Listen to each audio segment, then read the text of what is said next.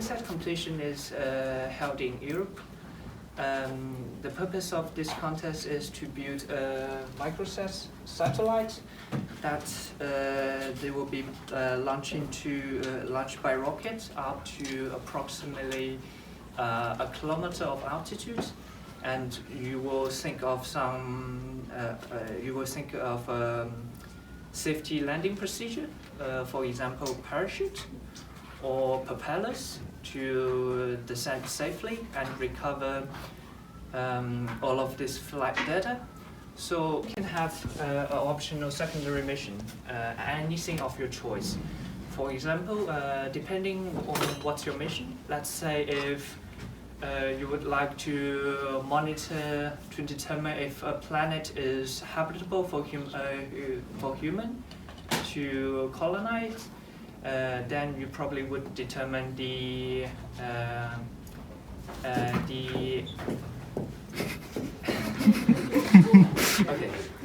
probably have to determine the air quality, like what kind of elements compose the air in the local environment.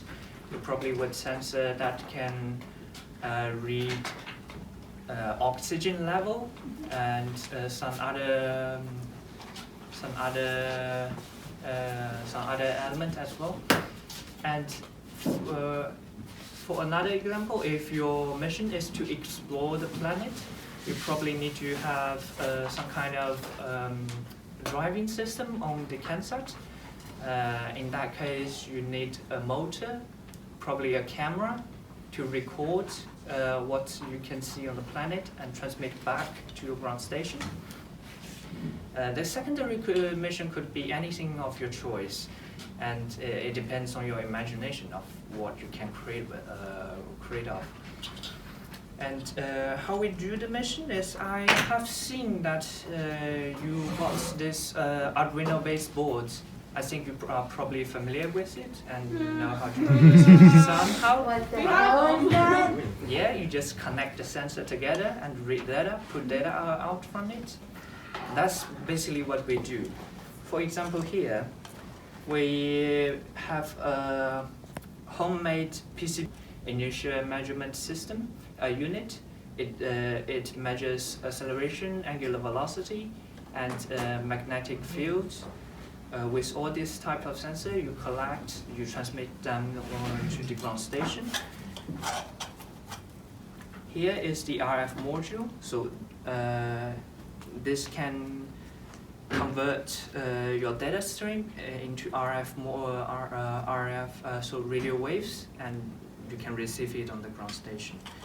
And for some detailed information about our mission, I will let my teammates to talk about. Okay, so inside of our CAN, there's like 6 sensors that we all coded using Arduino. So firstly, our microcontroller, or basically the brain of our CANSat, is a SAM21. And then we also have a BME680 sensor, which measures temperature, pressure, altitude, and gas. We also have a VML sensor, which measures UV radiation, so that could be UVA and UVB. Also, another requirement of the CANSat is that when we are dropping our CAN, we are required to store the information we gather from the sensors onto an SD card. So we also have like a micro SD card slot here, so we put in a micro SD card and all the information we gather will be put onto there.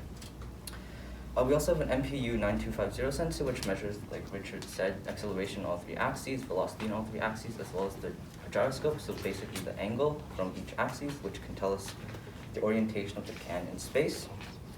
Lastly, we have a GPS sensor, which basically just tells us the longitude and latitude of our location right now relative to the Earth. On the other side of the CAN, currently we're only in the prototype stage, so we only have a 3.75 volt battery, which can be used to power this PCB board. However, in the future, we are planning to add a thermal camera to the bottom where we can take pictures while a CAN is dropping of the environment around us. So that's all for the logistics of the CAN. I'll give it to Richard. Okay, so I'm responsible for the parachute. The requirement of the parachute is, the terminal velocity requirement of the parachute is 5 to 12 meters per second.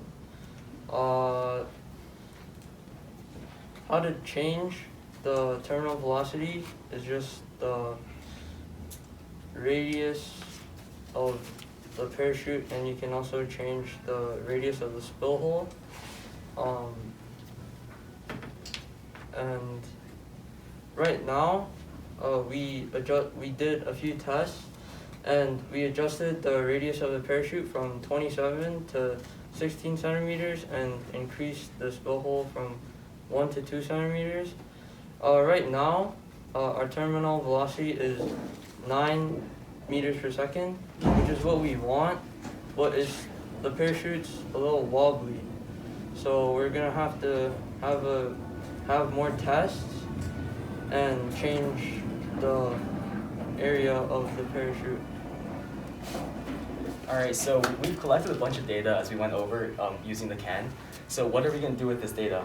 So the last part of this competition is a ground station software that we have to create. The purpose of the station is to analyze and display the data that we've collected. So for us at least, we wrote our station using C# and WinForms. We would be at the competition, we would have one of our laptops acting as the ground station, with the CAN being shot up into the sky. As it is falling, the data being collected would be transmitted to the ground station using an antenna.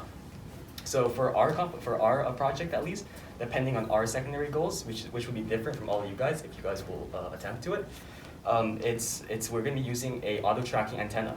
So instead of having to use our own hands and point it at the CAN, especially, like, I don't know if you guys can imagine, but 1,000 meters or a kilometer in the air is really high up. Like, you're probably barely able to see it. So we have an auto tracking one, which will be able to perfectly, at least better than using hand, be able to get the data back from the CAN. I could give an example of our software right now. Here's a graph of it, if that would help you guys imagine it. Obviously, I can't show the entire thing. It's competition, but this is the graph that we created. It's a screenshot. So here we have the scale on the left side, and this is depending on time. So it depends on the time how long it would fall. And then we have two lines here. One is the altitude and one is the pressure. So I don't know, maybe you guys have been bored this presentation, but this is gonna be a fun part because we have a video of one of our test drops using a drone. And the data you saw on here currently was from that test drop. So I think it was last weekend we went to a lake, and using the drone, we flew up to, well, I can't really say because it's a little bit illegal actually, how high we went, but it went pretty high. You guys can see in this video. I'm not sure if all you guys can see, but COVID, you guys could like, Yeah, are we allowed to use the projector?